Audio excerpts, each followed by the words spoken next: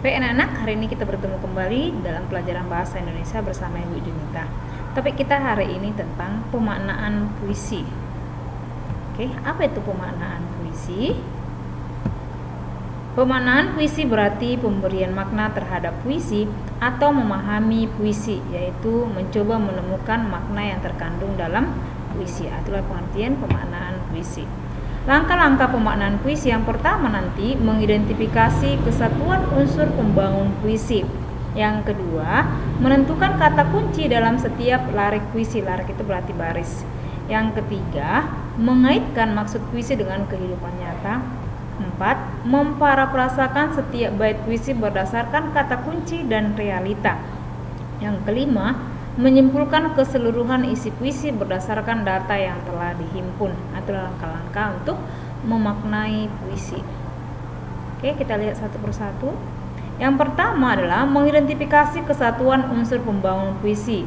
Makna puisi berkaitan erat dengan unsur-unsur pembangun puisi karena melalui unsur-unsur tersebutlah makna puisi dapat disampaikan. Dalam hal ini, makna dapat dipandang sebagai isi puisi, sedangkan unsur-unsur pembangun struktur puisi disebut sebagai bentuk puisi. Yang kedua, menentukan kata kunci dalam setiap larik puisi. Dalam setiap puisi terdapat beberapa kata yang menentukan makna puisi itu. Kata-kata seperti itu dinamakan kata kunci. Kata kunci adalah kata yang sering diulang penyair dalam puisinya, misalnya kata yang menunjukkan waktu dan tempat, kata-kata asing, atau kata-kata yang sengaja diberi perhatian khusus oleh penyair dengan memberi garis bawah, mencetak miring, dan sebagainya.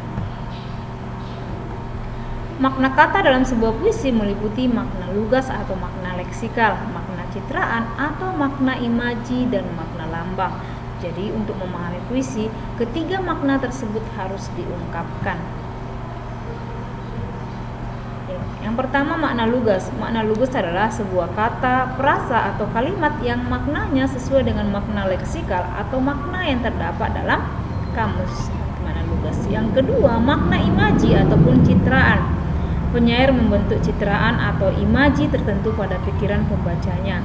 Makna yang ditimbulkan itu disebut makna citraan atau makna imaji. Yang ketiga, makna lambang. Dalam puisi, sebuah kata dapat saja merupakan lambang dari sesuatu di samping memiliki makna yang biasa. Beban tambahan itu disebut makna lambang sebuah kata. Pembaca harus berupaya untuk menyingkapkan makna lambang sebuah kata dalam puisi dengan beberapa kemungkinan yang ada. Oke, contoh puisinya yang berjudul Di Bukit karya Mansur Samin. Berdiri di puncak karang tinggi, menatap huma yang sudah runtuh. Suasana tambah sukar kiranya kini, hidup manusia telah pasrah pada haluan waktu. Suling nelayan dari muara sana, makin asing membangkitkan kenangan lama. Jaring, pukat, dan gudang tinggal berbeda. Pasar dan kesibukan telah berpindah ke muara utara. Kini dan hari silam nasibmulah itu desaku. Oke, itu dia contoh puisinya. Maknanya nanti, hidup tak henti sengketa, selalu perang saudara. Kata-kata kunci dalam puisi tersebut, bait yang pertama, menatapi huma yang sudah runtuh, sama dengan memandang ladang yang gersang. Suasana tambah sukar kiranya kini, hidup semakin susah. Oke, bait yang kedua, suling nelayan dari muara sana, itu sama dengan para nelayan mencari ikan di laut.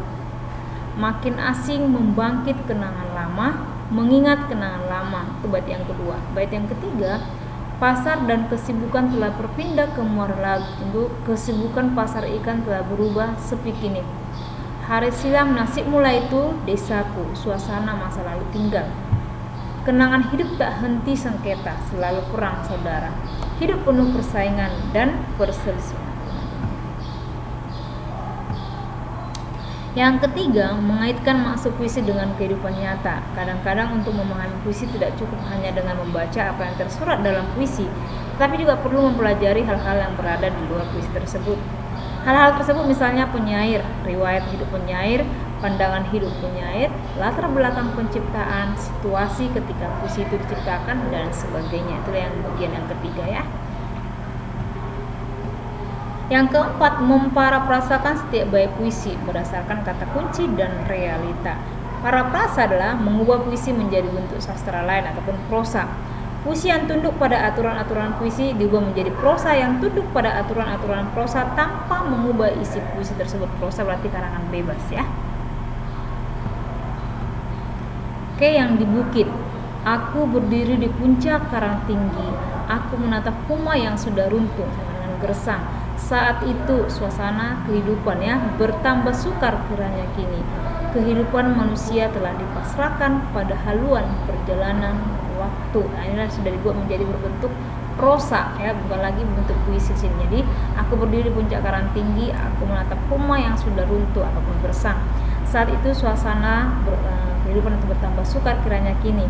Kehidupan manusia telah dipasrahkan pada haluan perjalanan waktu. Tiba-tiba terdengar suling nelayan dari muara sana. Suara itu semakin asing sehingga membangkitkan kenangan lama. Jaring, rukat, dan gudang sekarang tinggal berbeda. Suasana pasar ataupun ikan dan kesibukan pedagang telah berpindah ke muara utara. Kini dan hari silam nasib mulai. Keadaannya telah berubah. Itulah keadaan desaku saat ini. Kehidupan desa tak henti dari persengketaan, selalu terjadi perang saudara. Yang kelima, menyimpulkan keseluruhan isi puisi berdasarkan data yang telah dihimpun. Untuk merumuskan makna utuh dalam sebuah puisi diperlukan makna lugas, citraan, lambang, dan konteks penciptaan puisi itu. Setelah itu baru menentukan sikap terhadap makna utuh atau pengalaman penyair. Puisi tersebut menceritakan perubahan kehidupan desa sebagai desa nelayan yang dahulu kehidupannya aman, tentram, dan kehidupan pasar ikan yang ramai. Karena kesulitan hidup dan kemajuan zaman, suasana kehidupan desa nelayan tersebut berubah total. Persaingan hidup semakin keras, bahkan sering terjadi perselisihan karena mempertahankan hidup. Dengan memahami sebuah puisi berarti kita telah mencoba memahami perasaan, pikiran, dan gagasan orang lain ataupun penyair yang dituangkan secara khas. Tanpa disadari, pengalaman dan wawasan bertambah.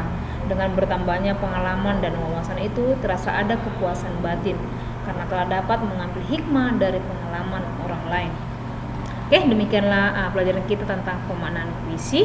Apabila nanti anak kamu tidak paham, boleh nanti ditanyakan lewat WA. Terima kasih.